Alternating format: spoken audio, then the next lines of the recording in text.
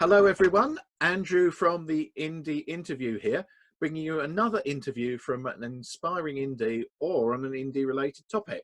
But today I'm talking to Karen Espley and we're talking about setting up businesses when you're an indie.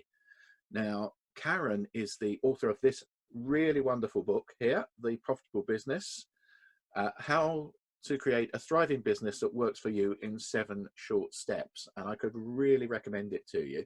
And I thought, who better to ask some questions about setting up a business as an indie? Those questions that I think all of us want to know the answer to. So hello, Karen. Sorry, a bit of a long introduction there.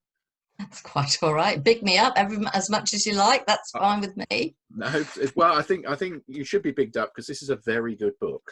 Thank you very much. Thank you for sort of coming on to answer some sort of questions that I think if you're an indie, you'd be really interested to know. So I'm going to ask you 10 questions about setting up businesses as an indie, and hopefully you will have some insightful thoughts on all of them, and you'll clear away, you can provide some clarity as to exactly what they are. And I suppose a really good place to start is if you are an indie, and what are the different types of businesses you can set up?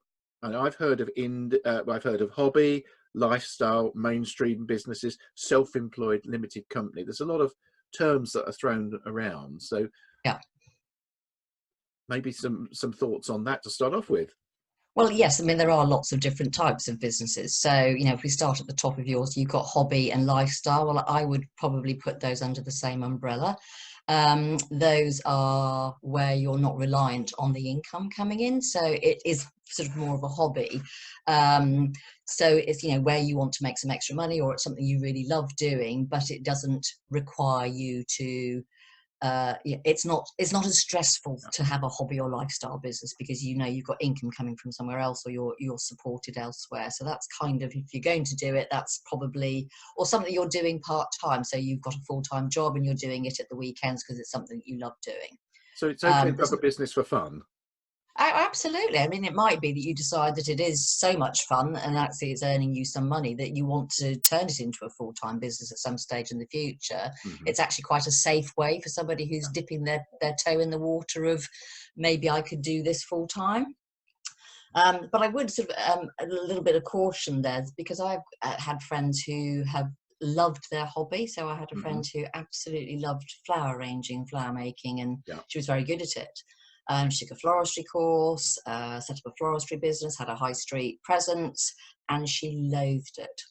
The running of the business took away all her joy for what she actually loved doing. So it's just one of those things, just be slightly careful about doing what you love. When it becomes a business, it's a whole different ballgame.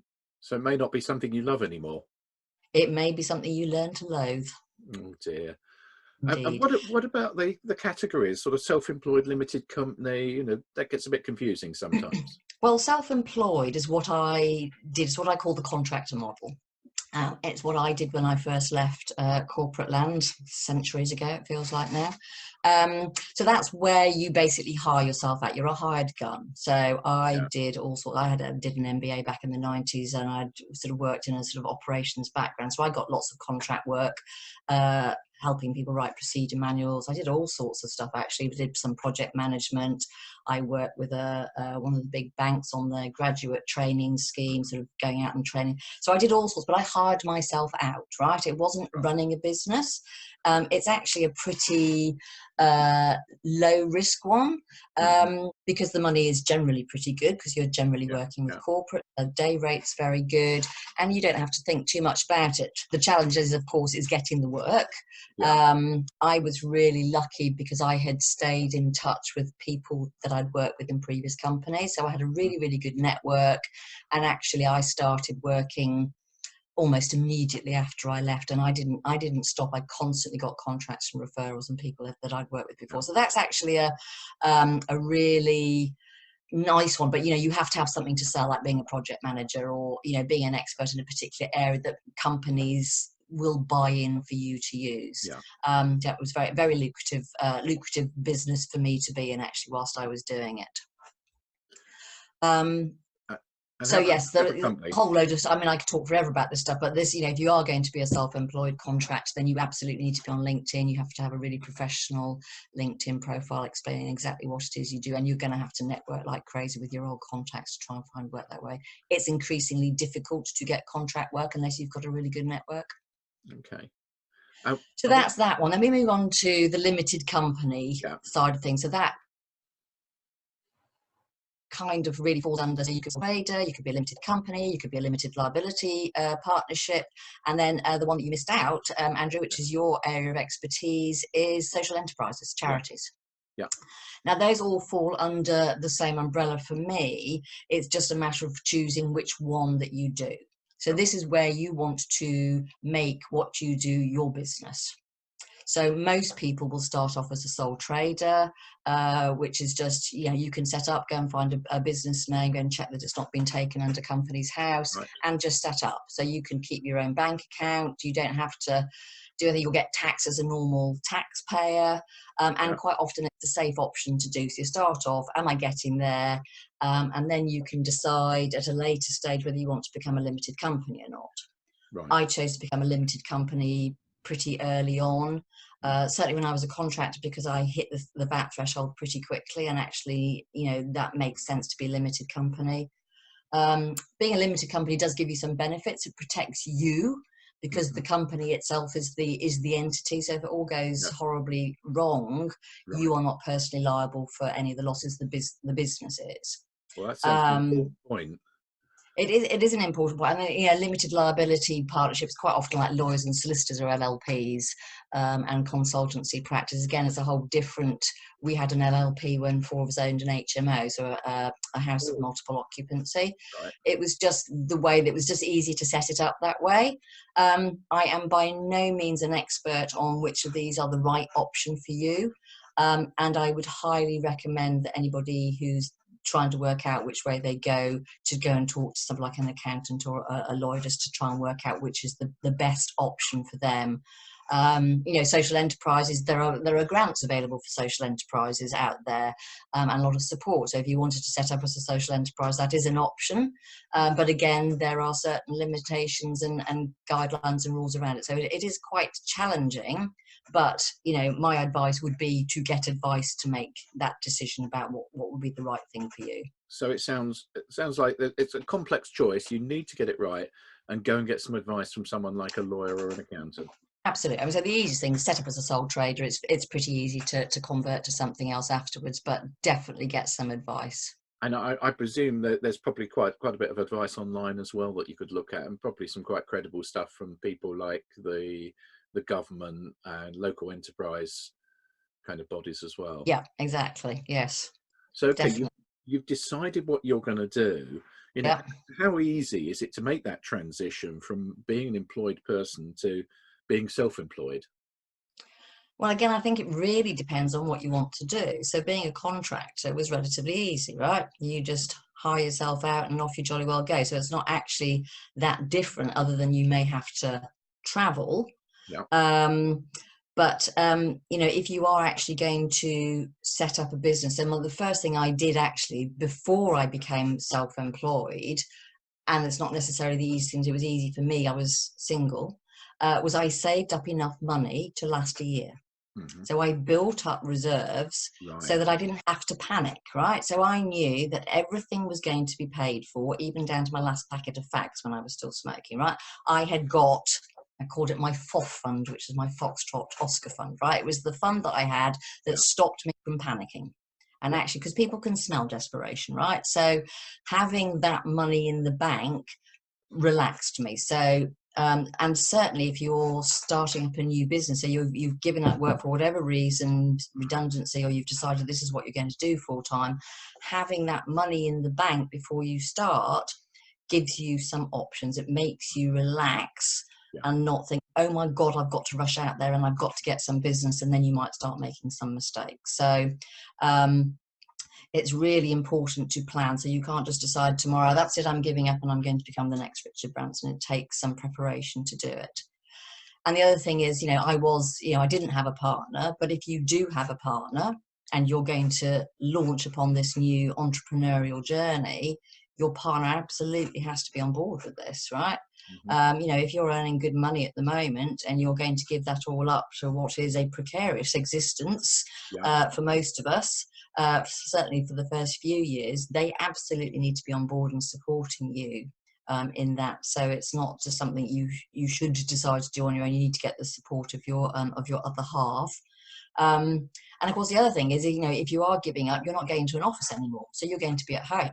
So if you're setting up your office at home, your other halves, children, whatever, cats, they may wander in and out, by the way, they need to be aware that when you're in your office, whatever your office is, it's the dining table, whether it's a box room, your garage, whatever, that you are at work. And they need to honour that as much as that, and you need to be strict about your working day. So them coming in saying, oh, can you take the rubbish out, can you just nip to get the children, can you just go and do that, can be really, really distracting, and actually an easy thing for us to get distracted by. So it's about getting all that. And if it's too difficult to do that at home, there are plenty of places you can go and hot desk. Yeah. You know, which don't cost very much. You go and sit at a desk in a hot desking environment.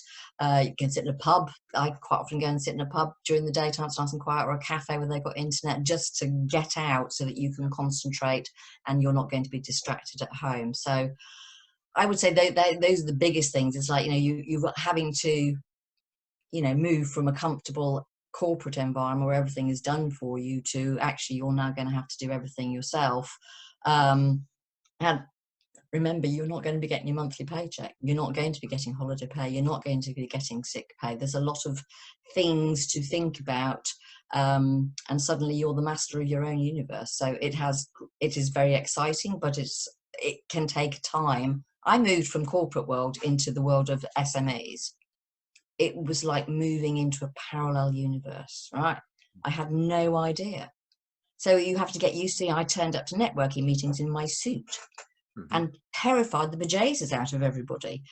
So there's all these things that you learn. It is a completely different world. And it takes a lot of getting used to.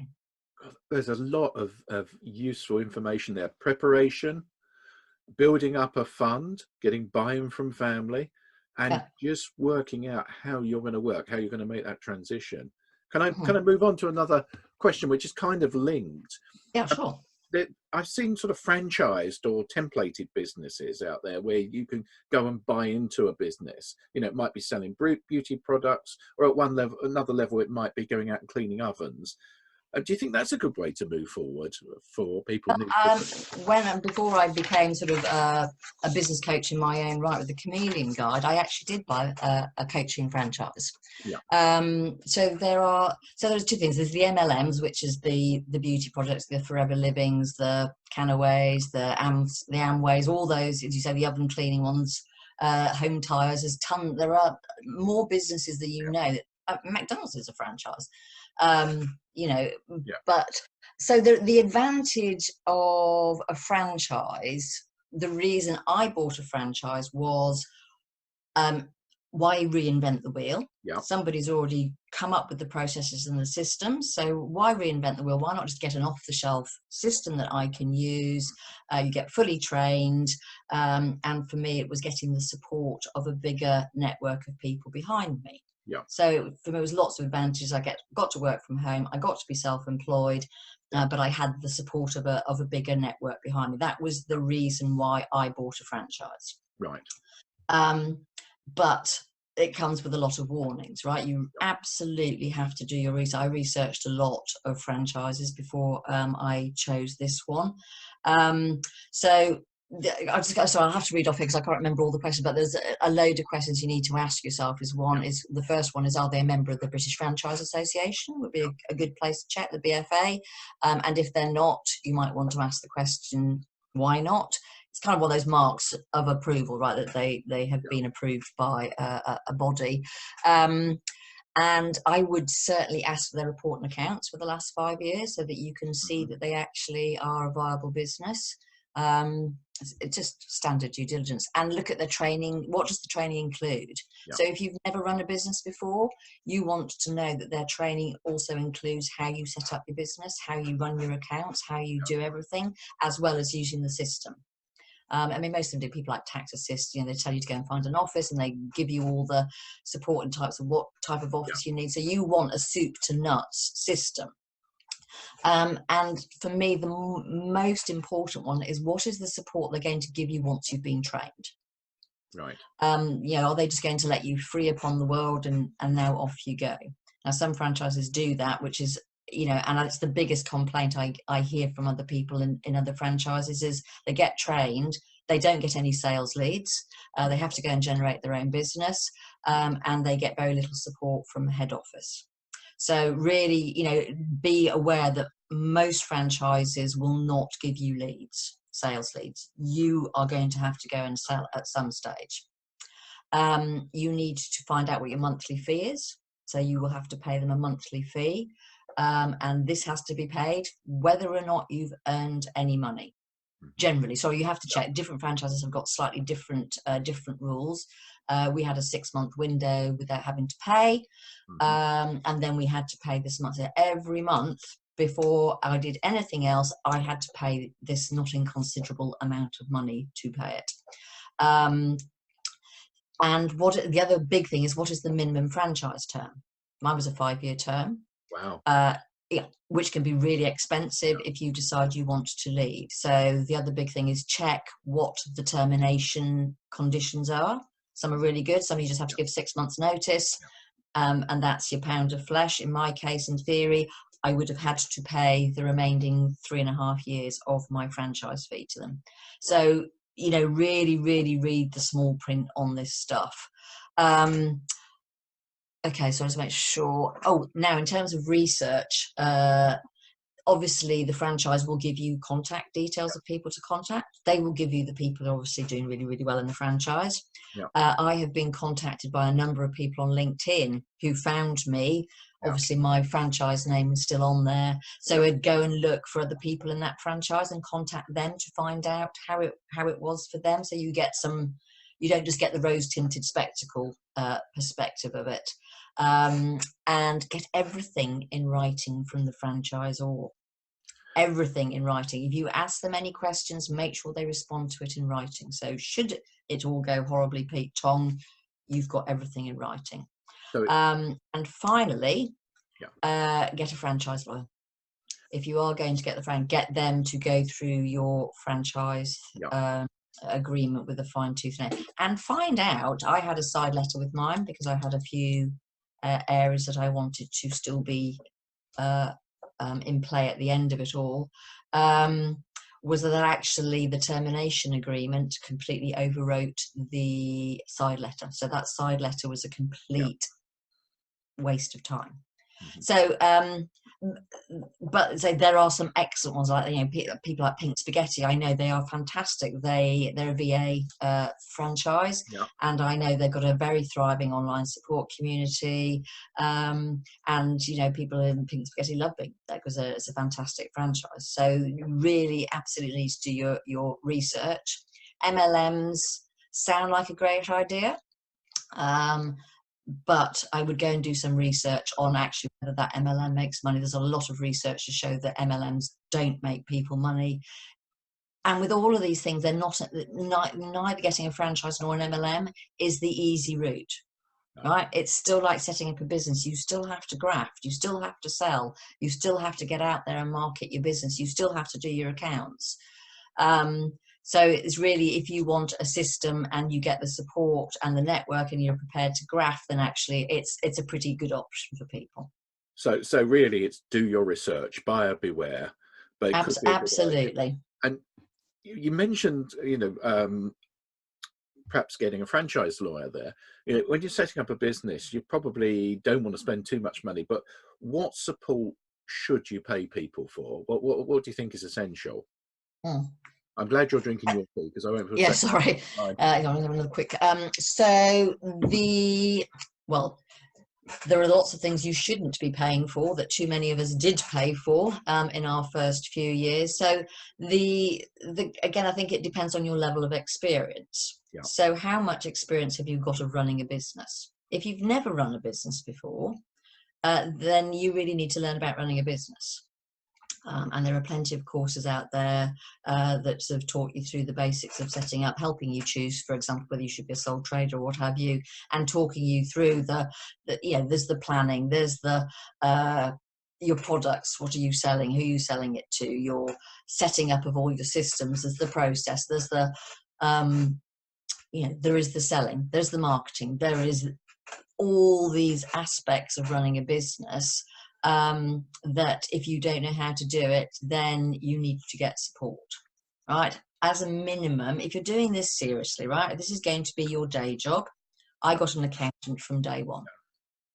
Okay, it costs me £100 a month. Yeah. But that person does my VAT, they do my company tax for me, they do my personal tax for me. They know what they're doing. Right, and this is the whole point. I am absolutely not an expert in accounts, and why would I waste stressful many hours trying to work out what my tax liability is and possibly getting it wrong? So absolutely get an accountant. If you've got a high volume of invoices, so say you've got a product business and there's a lot of invoices coming in and out of the business, then get a bookkeeper. Again, they're worth their weight in gold. They can process all the invoices, do your reconciliation. And I hate to say get a business coach, but it sounds a bit bonkers, but you absolutely need to get some sort of business support. You absolutely need to read the E-Myth Revisited by Michael Gerber. Just read that book. And there are other books. I'm trying to think of the ones on my website. There's one that says an ABC of accounting. You really need to learn the basics of running a business. And again, ideally, before you start your business, go and learn this stuff. It might put you off, right? Which is not a bad thing. You really, really need to think, because actually delivery is going to be 50%, if anything, of your business, doing the stuff that you love, that you're setting up your business for. The rest of it is the sales, is the admin, is the finances, is the emptying the bins, it's all the other stuff around it. And it is too easy to get bogged down in all that other stuff, and then you'll end up not doing the stuff that you like doing. So outsource as soon as possible is my mantra. So I got a VA, virtual assistant, pretty early on to put my business cards into a CRM system, customer relationship management system. They do my Twitter, manage my Twitter for me. I would write the blog, and then she would post it out across all the different things. So and for £20 an hour, right, 4 hours a month, 80 quid, right, worth every penny of it to enable me to concentrate on the stuff that I was supposed to be doing, which was growing my business. Let's talk a bit more about growing the business. I mean, I think the biggest question is, how do I get customers? The thorny question. The thorny question, because this is where I've seen, indies really struggle. How do I get people to buy stuff from me? Well, we need to step back before we start going out and selling. The biggest mistake that business owners make is, or new business owners, is I need to sell everything to everybody. When you ask them, what is it who's your market? They go, oh, it's everybody. Well, it's not. It absolutely isn't. So what you need to do before you start finding customers is to identify who your customers are, right? You absolutely need to understand quite clearly who they are. What do they want? What are their pains? What does what you do help them solve that pain or give them the outcome that they want? Where are they? Where do they hang out? Where are you going to find these people? How do they consume information? Are they on the internet? Do they read newspapers? How do they get the information that you want to? Where do they hang out for you to go and feed them that information? And how do they like to be sold to? Right? Do they like the cold call? Do they prefer a webinar than a lead magnet than a something else? How do they prefer to be sold to? And then that needs to be linked to your business goals and your sales targets. So there's lots of moving parts, right? So you need to understand intimately who your customer is before you sell them. So for me, as a business coach, networking was where I started, was where I got my clients from, because they're all SMEs, they're small businesses. Yeah. So, you know, right in my target market, and LinkedIn. So LinkedIn is the main place that I work, and Facebook to a degree, because Facebook seems to be more engaging of the business side of people. So I am, and I have Twitter, but Twitter just kind of does its own thing. It's just about presence. So if someone goes and Googles my name, they will find me in lots of different places. They'll see my YouTube channel, they'll see my Facebook, they'll see my LinkedIn. So it's just about, does she exist and does she do what she says on the tin? So I would always say, work on identifying who your customers are in the first place, and all the where are they, what do they want, how are you going to solve it for them, and then, and only at that point, work out what your marketing plan is. Again, you do not need to be selling everywhere. It's far better to be an expert at one. You know, we keep getting, I'm in a mastermind group, and one of the questions comes up, well, where are you getting your clients from? LinkedIn. Well, double down on LinkedIn, right? So if LinkedIn is working for you as a source, go and mine LinkedIn as much as possible. If it's Instagram, just concentrate on Instagram. Stop trying to market across everything. Concentrate on the place where they're going to be. And please, please, please don't be tempted by the person who comes along and says, if you pay me squillions of pounds of money, doing SEO or Google ads or a Twitter campaign or a Facebook campaign is going to be the thing that's going to make the difference to your business. I promise you it's not. It's really interesting, because there's lots of terms and concepts and three-letter acronyms and all sorts there. So, you know, I guess that's a big challenge for someone new to business. And I guess the answer, which you're helping us see as we go along, is get some help, get someone who knows the turf. Well, exactly. So, you know, certainly a marketing expert would be very helpful to help you get that. Yeah. That whole potential customer and working out what it is. And then obviously the other thing is learn how to sell, which is the other really, really important side. Everybody, there is a tendency to tell people what you do. Yeah. Hi, I'm Karen, I'm a business coach. Yeah. Whereas, which I find slightly challenging, but actually it's about turning that around. So, you know, I help people grow their businesses, right? I help people solve their business problems in order to make themselves a thriving business that works for them. That's my job, is to help small businesses make their companies run how they want it to run. But you need to learn to sell. Yeah. And it's not in your face, hi, I'm Karen, buy from me. It's all about conversations, it's about listening, it's about taking them on a journey. So there is a whole, like Sandler, go and check out Sandler videos. Yeah. Their selling methodology is fantastic about taking people through the process. It used to be 7 touch points before you got a client. So 7 things you had to do. They had to see you, read you, whatever it is, 7 times. I think it's gone up something like 20 now. So it is increasingly difficult to sell. So there is a whole range of activities you need to do across the entire sales cycle. And then when you do get to a point where you're talking to somebody, there is a technique and methodology for selling to them. If I'm going to take away one thing from today, it'll be about getting that help. There seems to be there's lots of help. It's a wide ranging thing, and just finding someone to help you sort it out in the way is very valuable. Do you think being over 50 makes any difference to running a business? I don't think. On one level, it doesn't make the blindest bit of difference, right? I started in my 50s, so the Chameleon Guide was launched when I was 51, I think. So from that perspective, it makes no difference. Where I do feel it makes a difference is in terms of, and maybe it's just me, but my physical resilience. Yeah. Is not what it used to be. So in the good old days, you know, I could burn the candle at both ends, I could work all the hours God sends, and I was fine. What I find now is I actually have to look after myself. Yeah. Much better. So I just finished a 3.5-month contract before Christmas, and it nearly killed me. Right, I was doing really long days. I was working at the weekends, and I had to look after myself properly. Right, I had to come home. I had to go to bed, and I had to really look after myself. So I found that for me is the challenge of being in my 50s, is that I am slower. I don't have the unbound energy reserves of before, and I do need to look after myself. But apart from that, there's and being a menopausal woman, Mm-hmm.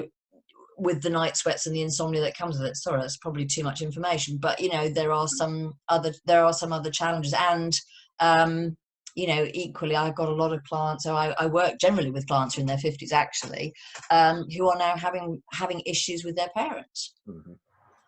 Or it might be your teenagers. So there are a number of other competing factors. But in terms of your ability to run a business in your 50s, there is absolutely nothing to stop you from doing this. Okay. So what would be your top piece of advice for an indie who is new to business? What would be that absolute nugget? Starting a business. Yeah. Read the E-Myth. Yeah. Read my ebook. I have got an ebook, so everyone's with interest. I've got it's called So You Think You Want to Start a Business. So it's a quite stark book about all the challenges of what you think reality is going to be and what reality of it actually is. It's not very long. It's quite a fun book to read. I have an entrepreneur test, actually, if anyone's interested in doing that, which is, again, is a set of questions which will give you an idea of, actually, is it something that you could be. It's quite light-hearted, but actually there are some truths in there. So and prepare. I think that is the thing, to prepare, research. Don't, you may have it foisted upon you, you may be made redundant, but irrespective of your state, prepare. If you're doing this whilst you're still working and looking to run a business, try and run it on the side, or certainly do research, or certainly start teaching yourself about how to run a business. Everything about running a business is about prepare, plan, action, right? So preparing and planning is absolutely what you need to do before you start your business, in my humble opinion. Okay. So one last question. If someone tunes into the last few minutes of the podcast and we want them to rewind right the way back to the very beginning, what would you say to them, to be a successful business indie? That's a very, very difficult question to answer. But it really depends if they are looking to start up a business, then clearly they need to listen from the very beginning, because we've kind of talked through the whole process about what type of business, what are the challenges, what do you need to look out for, how do you prepare. So the whole conversation has kind of talked us through from soup to nuts. So if you want to looking at starting a new business, then rewind. Excellent. Well, thank you very much for spending the time this morning. And your book is available on Amazon. On all good Amazons. All good Amazons, Kindle or hard copy. And if people want to get in touch, what's the best way to do it? Particularly, if they want to get hold of your book about starting a business, your ebook, or your... Well, my email address. So that's Karen at the Chameleon Guide, as in the little lizard that changes colour when it crawls along trees. You can find me on LinkedIn, so you can contact me via LinkedIn. I have a website, thechameleonguide.com. I'm on Twitter. I'm on Facebook. But yes, if you want to speak to me, then Karen at thechameleonguide.com is probably the best bet. But if you want to check out my stuff, then go and have a look at all the other areas. Fantastic. Thank you very much for spending the time this morning. It's been a very useful interview, and I'm sure people will find that there is an awful lot of content and very good advice there. So thank you very much, Karen. Well, thank you very much for having me. I've enjoyed it, and I could talk for hours, as you may well have guessed. Thanks for joining us on the INDY interview. For more information, tools, or to book one of our team to work with you or your business, or if you'd like us to speak at your event or conference, visit imnotdoneyet.co.uk. If you have any questions or comments, please email us at andrew@imnotdoneyet.co.uk. Please do follow or like us on Facebook or Instagram.